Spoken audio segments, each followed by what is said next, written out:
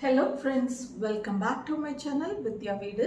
இன்னைக்கு இந்த வீடியோல நாம பார்க்க போற ரெசிபி முளைக்கட்டின கொள்ளு கடையல். இந்த ரெசிபி இட்லி, தோசை, சப்பாத்தி, பூரி, ரைஸ் இது எல்லாத்தோடையும் நல்லாவே காம்பினேட் ஆகும். வாங்க இந்த ரெசிபியை எப்படி பண்ணணும்னு குயிக்கா வீடியோக்குள்ள போய் பார்த்துடலாம். இந்த கொள்ளை முன்னத்த நாள் காலையிலேருந்து சாயங்காலம் வரைக்கும் ஊற வச்சு அதுக்கப்புறம் தண்ணியை ட்ரைன் பண்ணிட்டு வச்சது. மறுநாள் காலையில் பார்த்தா இப்படி முளைக்கட்டி இருந்தது.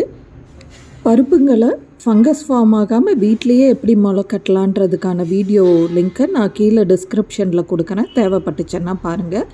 இந்த கொள்ளு கடையலுக்கு சின்ன வெங்காயம் கொஞ்சம் உரித்து வச்சுருக்கேன், ஒரு தக்காளி, ஒரு 15 பல் பூண்டு, ஒரு பச்சை மிளகாய், ஒரு காஞ்ச மிளகாய், கருவேப்பிலை. இதோட இந்த கொள்ளு கடையலுக்கு தேவையான செலவு சாமான் இதெல்லாம் தான். இப்போது கொள்ளு கடையலை தாளிக்க ஆரம்பிச்சிடலாம்.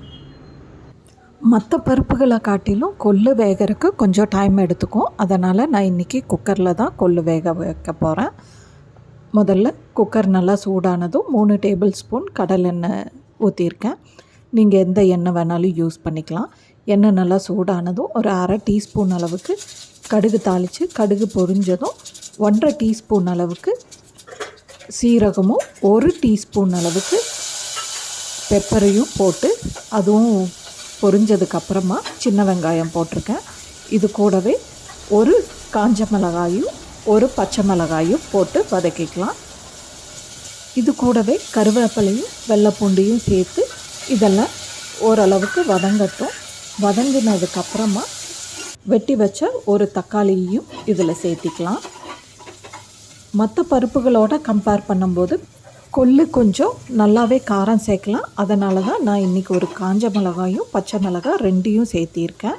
போட்ட இன்க்ரீடியன்ட்ஸ் எல்லாமே ஓரளவுக்கு வறுபட்டதுக்கப்புறமா அரை டீஸ்பூன் அளவுக்கு மஞ்சத்தூளும் தேவையான அளவு உப்பையும் சேர்த்திக்கலாம். இது எல்லாத்தையும் நல்லா கலந்து விட்டதுக்கப்புறமா முளைக்கட்டின கொள்ளையும் இது கூடவே சேர்த்தி அடுப்பை நல்லா ஹை ஃப்ளேமில் வச்சு இதை ஒரு 2 நிமிஷம் பரட்டி விடலாம். கொள்ளு நல்லா எண்ணெயில் டோஸ்ட் ஆனதுக்கப்புறமா இது வேகிறக்கான தண்ணியை ஊற்றிடலாம்.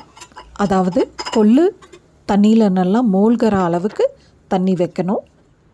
ஸோ நான் 2 டம்ளர் அளவுக்கு தண்ணி ஊற்றிருக்கேன்.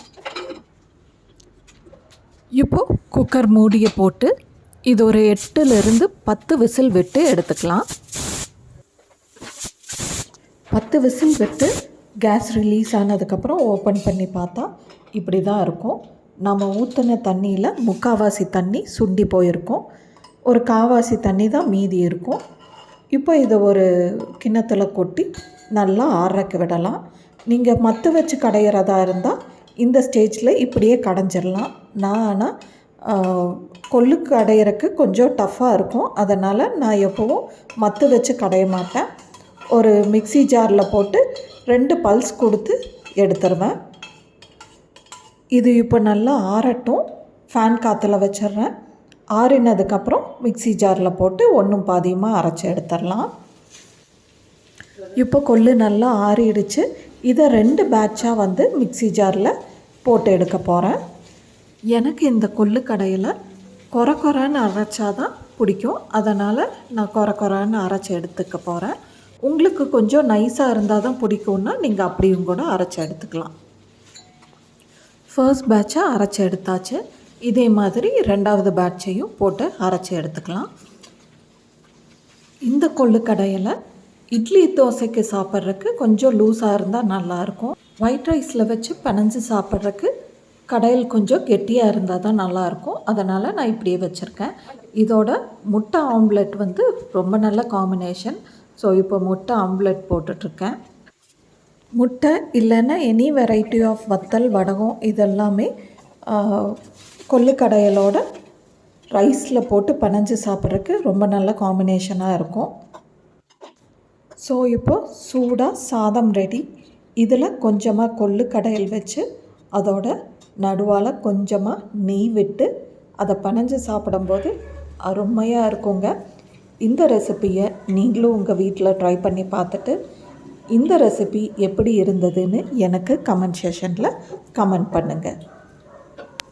By the way, do not forget to subscribe, like and share Vidhya Veedu. Bye. My God.